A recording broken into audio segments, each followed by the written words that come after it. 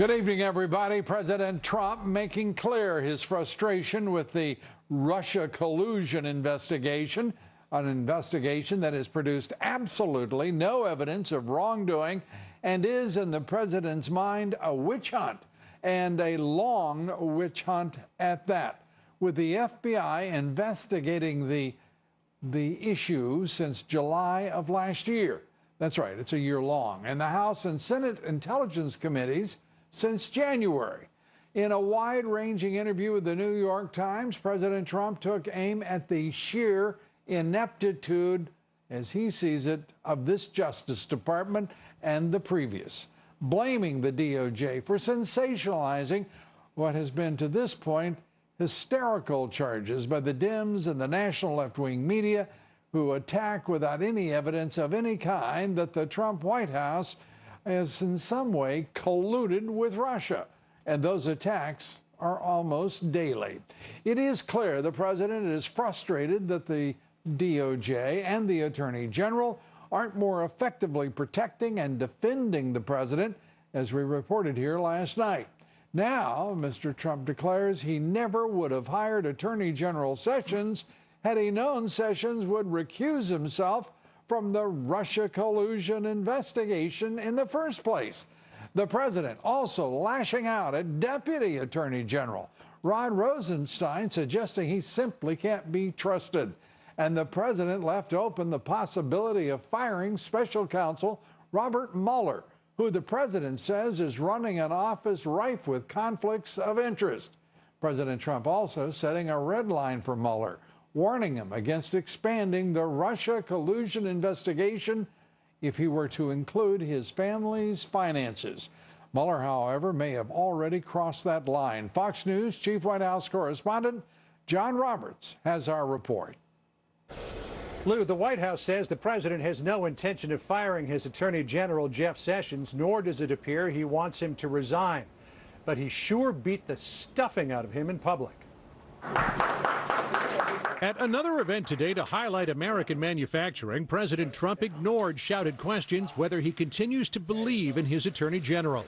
Mr. President, does Jeff Sessions still have your full support? Thank you, everybody. At the daily off-camera briefing, Principal Deputy Press Secretary Sarah Huckabee Sanders answered for her boss. As the president said yesterday, he was disappointed in the Attorney General Sessions' decision to recuse himself, but clearly he has confidence in him or he would not be the Attorney General. The pronouncement appeared sharply at odds with the bitter public flogging President Trump gave Jeff Sessions in a New York Times interview, proclaiming had he known Sessions would bow out of the Russia investigation, he would never have named him Attorney General. Well, Sessions should have never recused himself.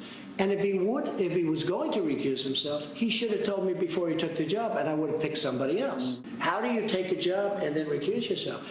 It's extremely unfair, and that's a mild word, to the president. The White House insisted the president was merely being candid about his disappointment with what Sessions did. We have to repeal and replace. But in doing so, the president stepped all over his forceful message yesterday about health care reform. A DOJ press conference today to announce the takedown of websites trafficking in drugs and guns became an embarrassing inquiry into whether the Attorney General would resign. I have the honor of serving as Attorney General. It's something that goes beyond any thought I would have ever had for myself. We love this job, we love this department, and I plan to continue to do so as long as that is appropriate. President Trump was also critical of Sessions' number 2, Rod Rosenstein, who appointed Special Counsel Robert Mueller.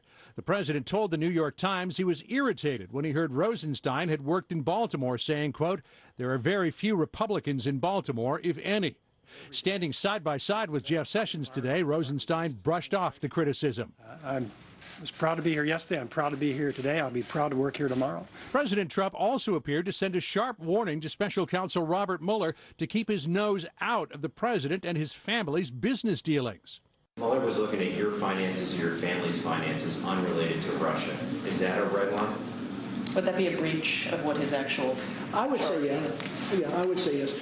Not long after, Bloomberg reported Mueller was looking into the president's finances, but the investigation appeared limited to business deals with Russians, which the president seemed okay with. It's possible that it's condo or something. So, I sell a lot of condo units and somebody from Russia buys a condo, who knows? I don't make money from Russia. The White House says, despite reports that the Mueller investigation has now broadened out to include the president's finances, President Trump has no intention of firing Robert Mueller. Whether Jeff Sessions feels that his relationship with the president is so irreparably damaged that he will eventually have to resign is another matter. Lou? John, thank you very much. John Roberts from the White House.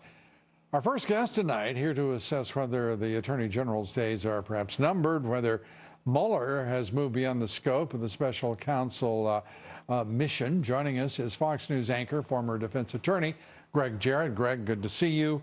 And let's start with Attorney General Sessions, which is where the president put most of his focus. The president we knew was upset when he recused himself. Right. It has been festering all this time with the president. Well, I mean, you can say many things about Donald Trump, but one is that he talks openly and honestly about his feelings, and he did so last night in a very candid interview, and he made several legitimate points, one of which is that Sessions doesn't have to recuse himself, but did anyway, and I think he did wrongfully. The president is right. If you look at the rules of the Department of Justice, a person may recuse himself, may not shall, may recuse himself if a reasonable person thinks that his impartiality is in question. Well, what's reasonable one person is unreasonable to another. And it's purely subjective. And that yardstick isn't available in Washington, D.C. No. And certainly not with the Democratic Party. So Sessions didn't have to recuse himself. The president is correct. And I think that Jeff Sessions, it seemed to me, knew and understood clearly he had when he went back to the Senate Judiciary Committee after being attacked viciously and defended himself. This is a man of great integrity. He has been a stalwart for Donald Trump from the very beginning. I don't know if this can be mended, it can be healed between the two men, but I do know that the Justice Department, it seems to me there's a very clear message here to the Justice Department. Right. I am the President of the United States, says Donald Trump. You damn well better defend me. You damn well better be prosecuting those who are carrying out injurious actions to the United States, whether their names be Clinton, whatever their names may be.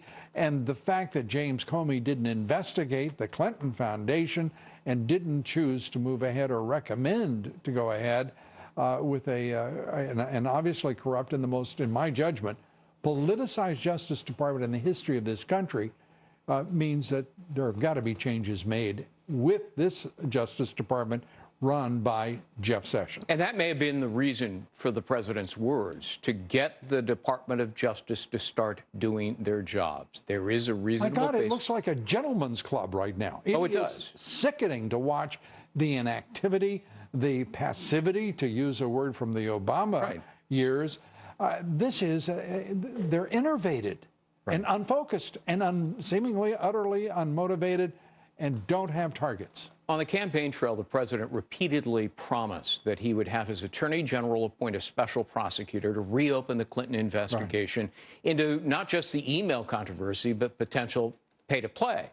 Hasn't happened. Instead, what you have is, according to the president, an attorney general that he appointed who immediately sandbagged him and recused himself, which then resulted in Robert Mueller eventually being appointed as special counsel, who has a glaring, blatant conflict of interest. Effectively, through the machinations of the fired FBI Director James Comey and the withdrawal, the recusal of Attorney General Sessions, he was given an easy pass to special counsel and given a free rein to run amok. You're correct. And not only does Robert Mueller have a disqualifying conflict of interest that's mandatory under the special counsel law, but you've got Rod Rosenstein.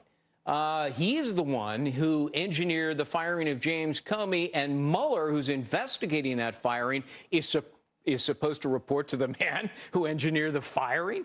That's a conflict of interest. I mean, you can't make this stuff up. There are so many conflicts. And the president, I think, made it clear last night. He's going to start making a very public case about these conflicts of interest.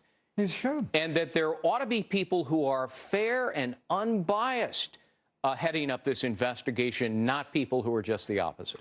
And the national left-wing media in this country is sitting here clucking along more than a year investigation by the FBI and other agencies as well into the, quote, Trump Russian collusion without finding one scintilla of evidence. The oversight committees, not one scintilla of evidence. By the way, that means there was not one scintilla of evidence when they decided to have a special counsel and created all of these investigations. It is absolutely egregious. And then what are they today, on the day in which this president has been serving 6 months as our president, today they're complaining about his public statements of precisely, as you alluded to, what's in his heart and what is in his mind about each of these figures and his dissatisfaction with each of them. Yeah. Is that simply because the media doesn't like Donald Trump and their allegiance is elsewhere? And one wonders. Yeah, I think this national left-wing media is scared to death of the truth and the fact that this president is showing exactly what the left wing in this country is made of. So it gets complicated, but in so many ways, so directly simple. Right. As always, great to see you. My pleasure. Thanks. Thank you. Think we're going to get this thing resolved? Not for a long time. I gave Greg a chance there to kind of wrap that up with a bow, and he declined. Thank you very much, Greg. Greg Jarrett. We're coming right back. Much more straight ahead. Stay with us.